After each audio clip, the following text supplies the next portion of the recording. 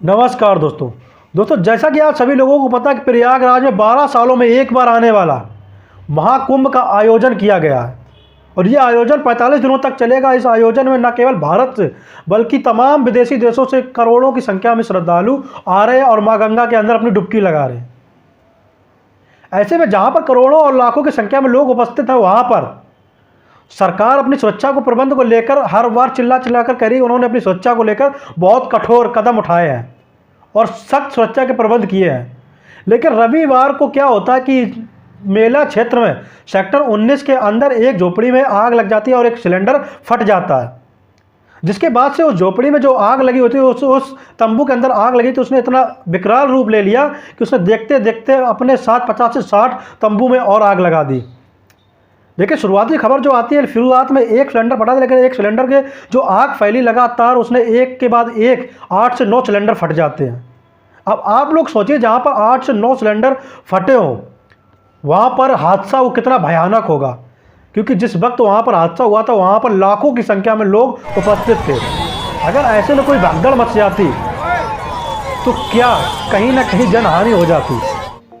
कई लोगों की जान जा सकती, कई लोगों के हाथ पैर किसी को किसी प्रकार की चोटें आ सकती थी।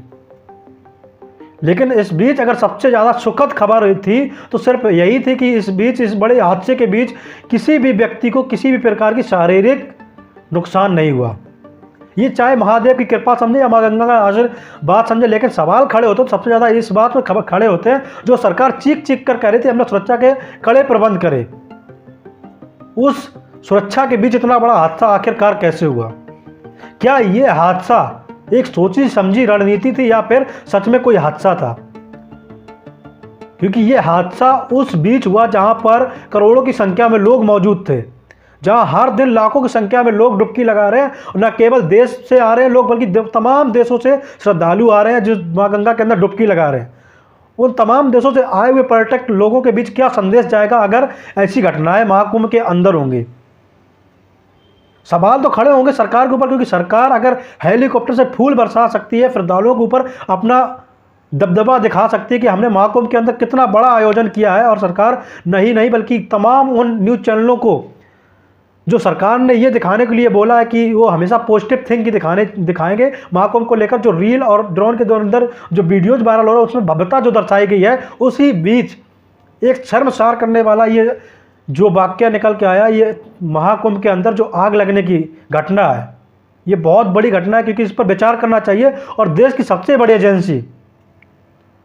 यानी NIA को इसके ऊपर जांच करनी चाहिए और इस पर रिपोर्ट साबित करनी चाहिए, जिससे पता लग सके ये घटना सच में घटना थी या फिर किसी की रणनीति, चाहे वो आतंकी संगठन हो या फिर किसी नक्सलियों का हाथ हो या खालिस्तानियों का हाथ हो। क्योंकि महाकुंभ से पहले कई ऐसी घटनाएं, कई ऐसी धमकियां सामने आई थी जो नक्सली हो या फिर आतंकी संगठन हो या खालिस्तानियों से आई थी।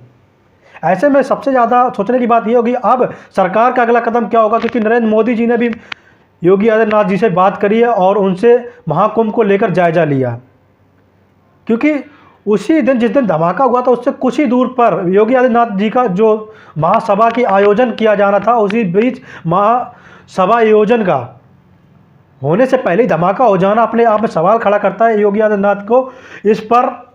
सख्त से सख्त कार्रवाई करनी चाहिए, सख्त से सख्त जांच करानी चाहिए। देश की सबसे बड़ी एजेंसी NIA से इसकी जांच करवानी चाहिए। आप